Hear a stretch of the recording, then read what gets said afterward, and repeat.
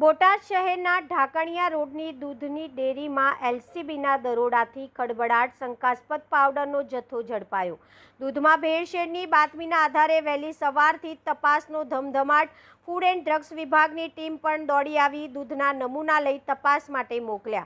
બોટાદ શહેરના ઢાકણિયા રોડ પર આવેલી એક દૂધની ડેરીમાં દૂધમાં ભેળસેળ થતી હોવાની બાતમીના આધારે એલસીબી પોલીસે વહેલી સવારે દરોડો પાડી તપાસ હાથ ધરતા સમગ્ર વિસ્તારમાં ખળભળાટ મચી ગયો હતો। મળતી માહિતી મુજબ દૂધમાં ભેળસેળ કરવામાં આવતી હોવાની બાતમીના આધારે એલસીબીની ટીમે ડેરીમાં તપાસ કરતા શંકાસ્પદ પાવડરનો જથ્થો તેમજ શંકાસ્પદ દૂધ મળી આવ્યું હતું।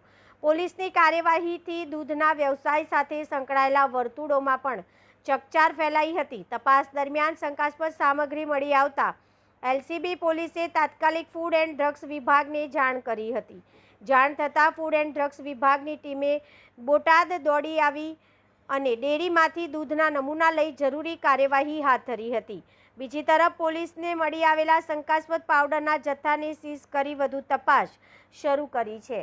હવે સૌથી મોટો સવાલ એ છે કે આ શંકાસ્પદ પાવડરનો ઉપયોગ ખરેખર દૂધમાં ભેળસેળ માટે થતો હતો કે કેમ? દૂધના લેવામાં આવેલા નમૂનાઓનો લેબોરેટરી રિપોર્ટ આવ્યા બાદ જ દૂધમાં ખરેખર ભેળસેળ કરવામાં આવી હતી કે નહીં અને દૂધ માનવ વપરાશ માટે યોગ્ય હતું કે નહીં તે સ્પષ્ટ થશે।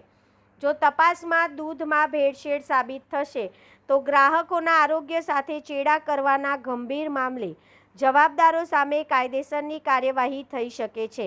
હાલ પોલીસ અને ફૂડ એન્ડ ડ્રગ્સ વિભાગની તપાસના અંતિમ રિપોર્ટ પર સમગ્ર મામલાની દિશા નિર્ભર છે। બોટાદમાં દૂધના નામે શું ચાલે છે? શંકાસ્પદ પાવડર ક્યાંથી આવ્યો?